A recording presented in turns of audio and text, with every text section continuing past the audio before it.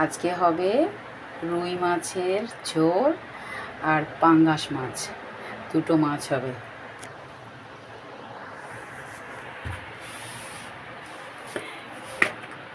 এবারে মাছটাকে হলুদ দেব,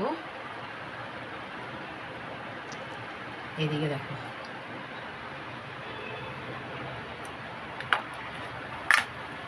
হলুদ দিলাম,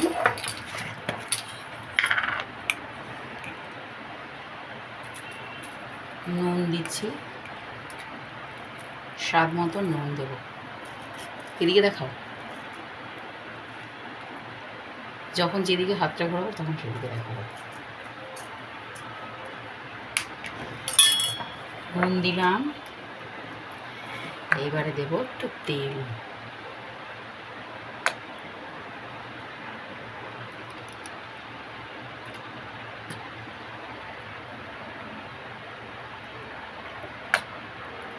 পাঙ্গাস মাছ নুন হলুদ তেল দিয়ে ম্যারিনেট করছি।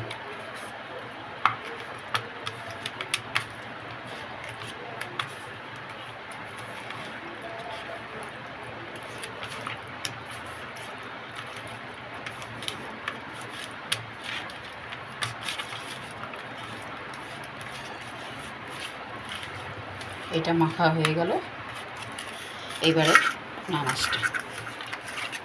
এটা তো নুন হলুদ, তারপরে তেল দিলাম,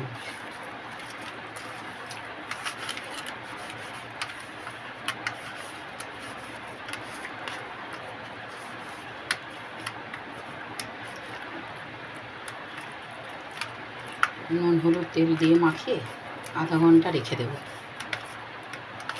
তাহলে মাছের মধ্যে এই মশলাটা ঢুকবে।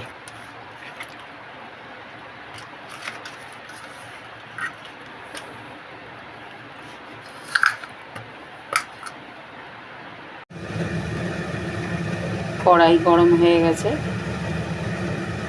কড়াইতে তেল দিয়ে দিলাম,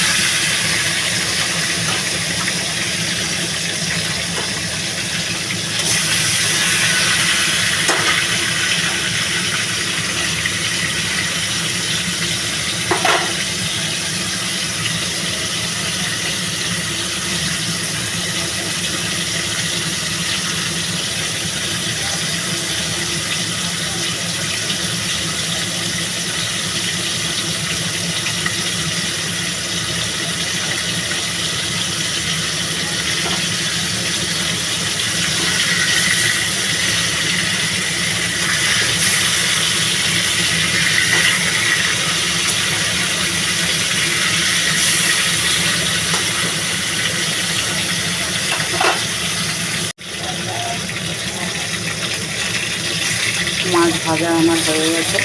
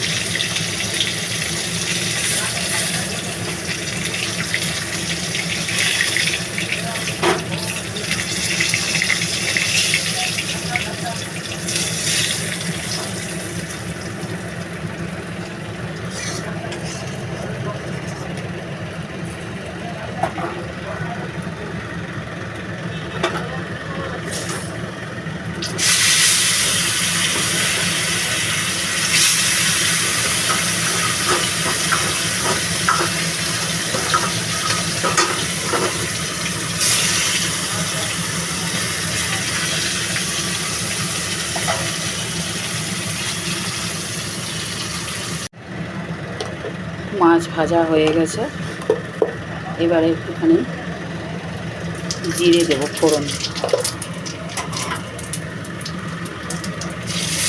একটা তেজপাতা দিয়ে দিলাম। এইখানে পেঁয়াজ, রসুন, লঙ্কা, গোলমরিচ পেস্ট করে নিয়েছি।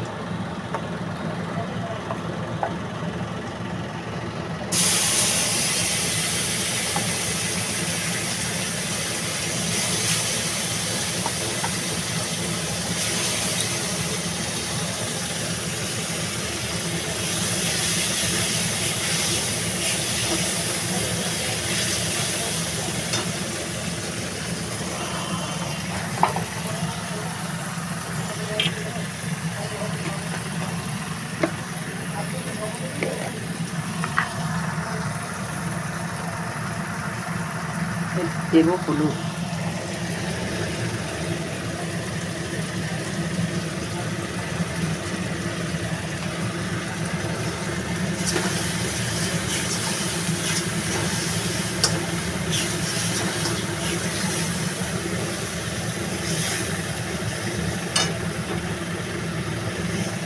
এক হাতে মোবাইল নিয়েছি আর এক হাতে এখন দিন আছি, ওই জন্য ক্যামেরাটা একটু এদিক ওদিক হয়ে যাচ্ছে।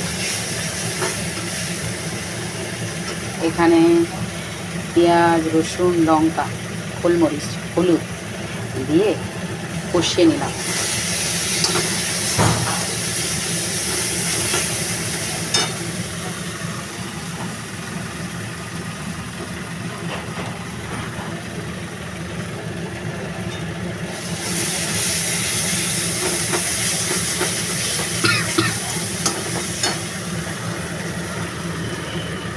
একটু ঝোল দিয়ে দিই, হালকা ঝোল দিলে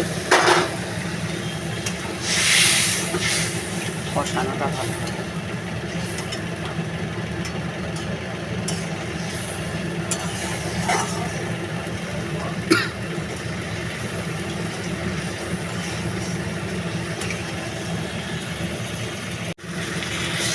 মশলা কষানো আমার হয়ে গেছে। একটু সামান্য এক চার চামচ একটু সস দিয়েছি আমি। মশলা কষানো হয়ে গেছে, এবারে জলটা দিয়ে দিচ্ছি।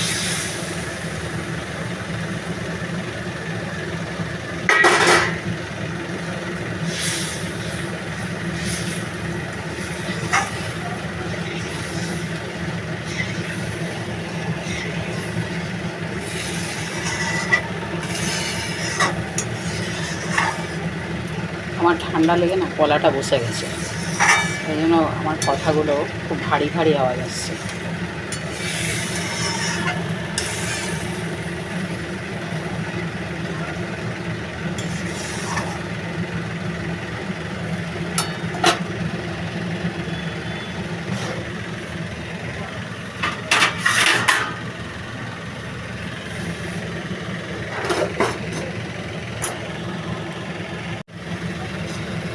ঝোলটা ফুটে গেছে, এবারে মাছগুলো দিয়ে দিই।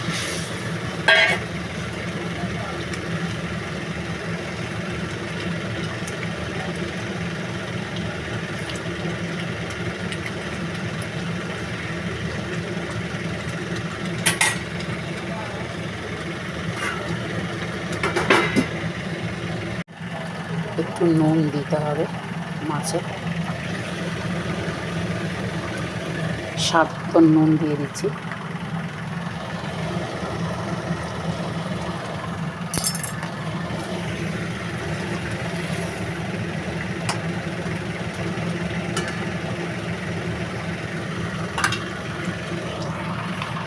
এটা হচ্ছে ভাজা মশলা, এর মধ্যে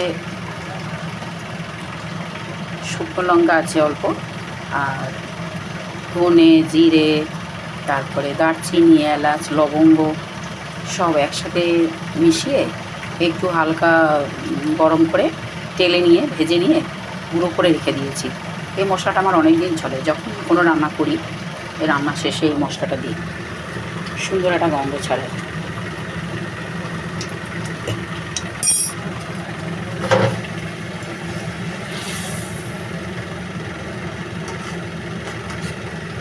আমার মাছ রান্না একদম শেষের মুখে,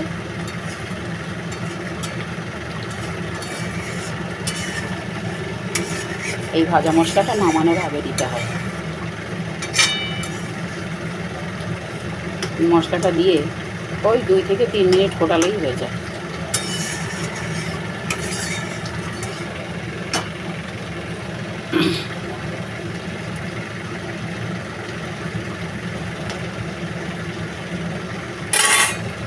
আমার মাছের ঝোল কমপ্লিট।